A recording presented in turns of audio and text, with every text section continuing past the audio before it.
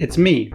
Today we're talking about real-time evolution. So without further ado, here is some evolution. Watch the green lizard now. But I'm getting ahead of myself. Let's back things up. In the last video we ended things with this six-legged lizard. He was cool, but he was also static or unable to grow. So on my quest to get the most cash, I asked how could I make my lizard even cooler? I thought it'd be pretty neat if you could find an egg and then watch in real time as the egg slowly grows into a monster of some kind. But I didn't want to just have a small monster grow into a big monster. I wanted some actual evolutionary shape-shifting to keep the growth process exciting. Wow. To get what I mean, look at this snake. Wow. He grows, but it's not very interesting. He just gets bigger. I think that's big enough. A very long tube. Let's take Pokemon for instance. If little Squirtle just grew into big Squirtle, that wouldn't be very interesting. It's the shape-shifting aspect that's the cool part. So the lesson to learn is that evolutionary shape-shifting is cool. And if it was in real time, that must be even cooler.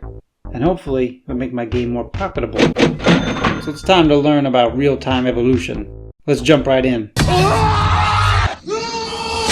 Step 1. I need to have a baby in adult form to morph between. The smaller form should be easier, so let's make the baby, aka the larval form, first. Wow, that's a big larva. It's more like a pupa than a larva. What is a pupa anyway? Okay. So anyway, let's make our larva smaller. That's pretty good. Isn't he adorable? Oh yeah, and before I forget, I gave the lizard a mouth for more emotion. Wow. Basically, I just split the model in half and draw red in between. Easy. Now that the baby's done, I need to make the adult version. I'm thinking a dragon. So I'm gonna need some wings. Unfortunately, this is gonna need some serious math because wings have like 5 joints, and that means I'm gonna need to implement some complicated math stuff called inverse kinematics, which is the ability to move the hand and have the rest of the limb follow correctly. Until now, I've only been using 2 bone limbs, so I've been able to get away with just the law of cosines, but that won't work for a 5 bone joint. Since my trigonometry game is weak, I'm gonna have to do some research. Whatever, I'll try this one. Yep, I'll just skip ahead to the good part. Yep. Well, that video was terrible. Let's try another one. What am I even looking at? Well, like I always say, if you can't learn something in 2 minutes, it's not worth knowing. I'll just have to make something up. Time to freestyle some code. I'm freestyling, just saying what comes into the top of my head, like it's just random. Random. Oh no!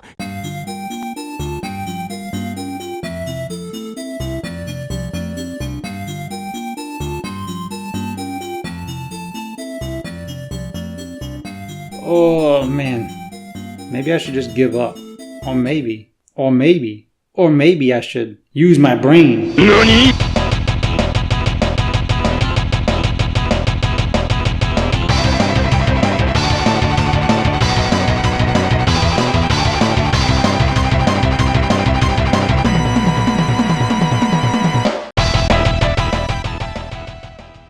Well, there it is, inverse kinematics.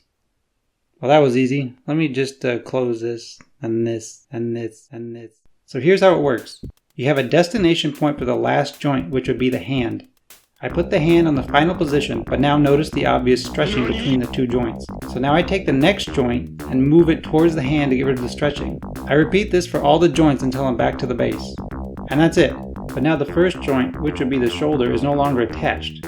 So we do the same process, but in reverse. We take the first joint and stretch it back to the start position and then loop through all the joints in the opposite direction.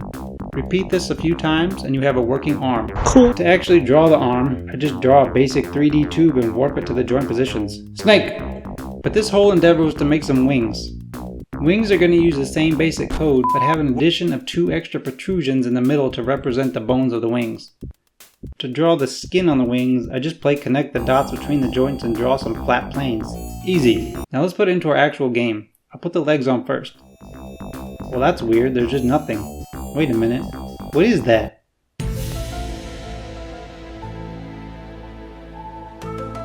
I'm not sure what's up with the colors, but I forgot to convert the positions into isometric coordinates, so I'll do that and just double check a few things. Now it's working. The front legs have 4 joints instead of 2. Let's put the wings on. He seems to be missing the extra protrusions. Oh, we're doing this color thing again. Yeah, there's something going on I don't know about. What I don't know, I don't like. So weird color bug was pretty simple. I was using sprite 0 as a variable, which just so happens to be the same name as this debug sprite. Stretch that over a tiny polygon and you're basically getting a random color. But here are the wings. Wings have an additional 2 variables, one for the flap position and one for how open they are. Wings, done. The next thing I need to do is be able to change the colors. Currently I'm just using low resolution textures for the coloring, but I need something more dynamic. So I'm going to take his nice pretty colors and ruin them like this. Oh no! Now each body area is defined by a color which can easily be distinguished inside the shader. So now I just pass an array of colors into the shader as a uniform and multiply them by the bright colors. This is a simplified version, but pretty much like this. So let's try that out. Oh no! I forgot to actually pass the values into the shader, so everything defaulted to 0, which is black. It does kind of look cool though.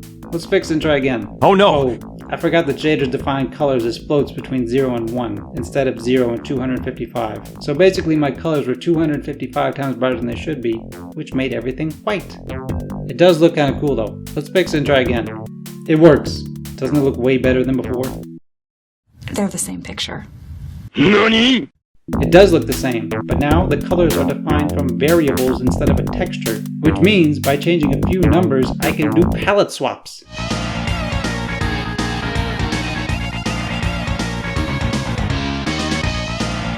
And really that's it. That's all the building blocks I need for the procedural evolution. All I have to do is stretch or shrink the baby's skeleton and change the colors until they match the adults. Because the width, height, and length of every body and limb segment are just a number and array, all I have to do is blend between them. This might sound complicated, but all I have to do is LORP. So here it is, procedural evolution.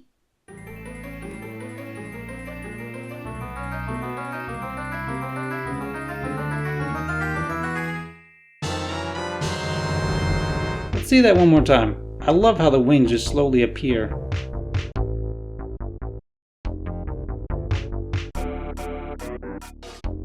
Because I'm doing everything procedurally, every transitional form is fully functional. Like look at this snake and watch it turn into a baby. Wow. Now let's see it again, but this time we're going to stop the evolution halfway. But look, the half transition is still fully functional and animated. I can even half evolve this half breed into a half dragon. Again, halfway to a dragon from a half dragon, but still fully functional.